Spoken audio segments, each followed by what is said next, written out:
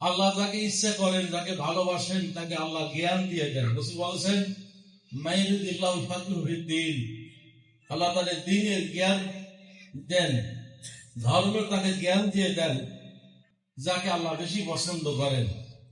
আমি মনে করি আপনার সন্তানটাকে আল্লাহ পছন্দ করেছেন, আপনার মেয়েটাকে আল্লাহ পছন্দ করেছেন, নইলে তানজিলুল উলামা মাদ্রাসা দিবেন কেন? স্কুল তো ছিল, স্কুলে না দিয়ে আপনার সন্তানটাকে এখানে এসেছে, এটা আল্লাহ পছন্দ করেছেন বিদায় আপনি পারেন নাই, আপনার চেষ্টা হয় নাই। আল্লাহ রহম করেছেন, দয়া করেছেন, আপনার ছেলেটাকে আলেম আল্লাহ বানাবেন, কোরআনে হাফেজা বানাবেন, আপনার মেয়েকে হাফেজা বানাবেন। এই জন্য আল্লাহ পছন্দ করে এই মাদ্রাসায় এমনিতে এসে গেছে।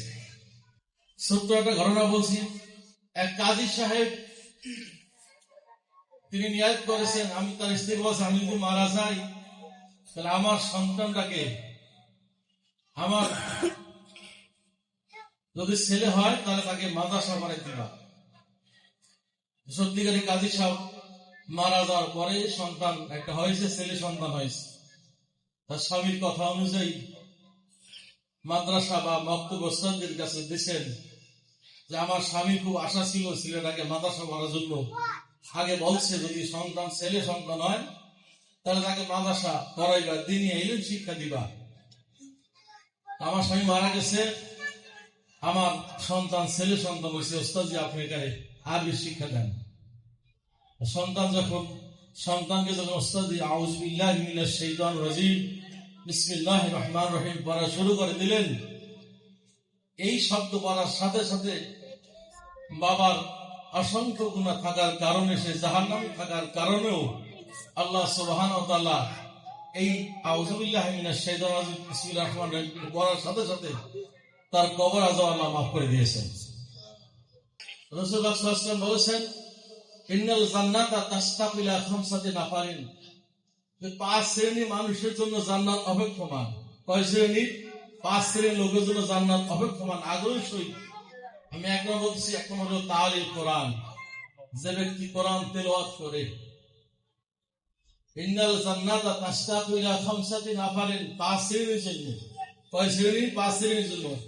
এক নম্বর হলো তালিল কোরআন, যে কোরআন শরীফ তেলাওয়াত করে। তো আপনার ছেলে তো কোরআন শরীফ তেলাওয়াত করে, আপনার মেয়ে তো কোরআন শরীফ 24 ঘন্টায় সে কোরআন শরীফ তেলাওয়াত করে, সে দ্বীনী ইলম শিক্ষা গ্রহণ করতেছেন। তো অবশ্যই হাসরের ময়দানে মুসিবতের দিনে এই ব্যক্তি অবশ্যই জান্নাতে যাবে, এই সন্তান অবশ্যই জান্নাতে যাবে, তার জান্নাত তার জন্য অপেক্ষমান আছে। আপনার সন্তান যদি জান্নাতে যায়, তখন রাসূলুল্লাহ সাল্লাল্লাহু আলাইহি ওয়াসাল্লাম বলেছেন যে 10 জন লোককে, জাহান্নামী 10 জন লোককেও এইভাবে এই জান্নাতি লোকটা, জান্নাতি ছেলেটা 10 জন লোককে জান্নাতে নেওয়ার তারে আল্লাহ তৌফিক দেবেন। জোরে বলেন সুবহানাল্লাহ। সুতরাং এই যে আপনার ছেলেটা জান্নাতে যাবে, এরকম 10 জন নিতে পারবে। সুতরাং বাপ মা সেদিনকার এই সন্তানের জন্য জান্নাতে যাবে। অনেক ঘটনা, অনেক কথাই বলার সময় নেই। ইনশাআল্লাহ আল্লাহ আমাদের সকলকে, ছেলে মেয়েদেরকে মাদ্রাসা পড়ার তৌফিক দান করুন।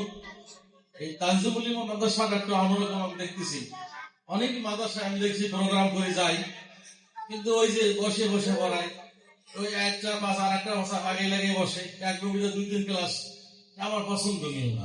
কিন্তু এখানে একটা ভিন্ন সিস্টেম দেখলাম, চেয়ার টেবিলে পড়ায়, স্কুল সিস্টেম বা আদবের সিস্টেম অনুযায়ী পড়াইতেছে। আমার অনেক আত্মীয় পছন্দ নেই এগুলি। এটা ক্যাডেট মাদ্রাসার স্কুল থাকবে, সেরকম আমার বসবে, লো ব্যান্স হাই ব্যান্স থাকবে, সুন্দর একটা সিস্টেম। আলহামদুলিল্লাহ ক্যাডেট ঠিকই ক্যাডেটের মতোই। আমি আশা করি ইনশাআল্লাহ মাদ্রাসা আরো অগ্রগামিত হবে, এই মাদ্রাসা আরো আগাই যাবে। আপনাদের সন্তানদেরকে এবছর মাদ্রাসা নতুন ভর্তি দিতেছে, তো অবশ্যই আগায় ভর্তি হবে, হয়তো আশঙ্কা সীমিত বেশি নাও থাকতে পারে। সুতরাং আমরা আপনাদের ছেলে মেয়েদেরকে অবশ্যই এই ইলম শিক্ষার জন্য যত্নবান হব, কোনদিনও কোন সন্তান বিচ্যুত না হয়, আমরা সেদিন আমরা সচেষ্ট থাকবো ইনশাআল্লাহ। আল্লাহ আমাদের সকলকে বোঝার তৌফিক দান করুন। ওয়া আখিরু দাওয়ানা আলহামদুলিল্লাহি রাব্বিল আলামিন। আসসালামু আলাইকুম ওয়া রাহমাতুল্লাহ। তানজিমুল উম্মাহ আইডিয়াল মাদ্রাসা ইসলামী ও আধুনিক শিক্ষার সমন্বয়ে একটি যুগোপযোগী ও আদর্শ দ্বীনী শিক্ষা প্রতিষ্ঠান।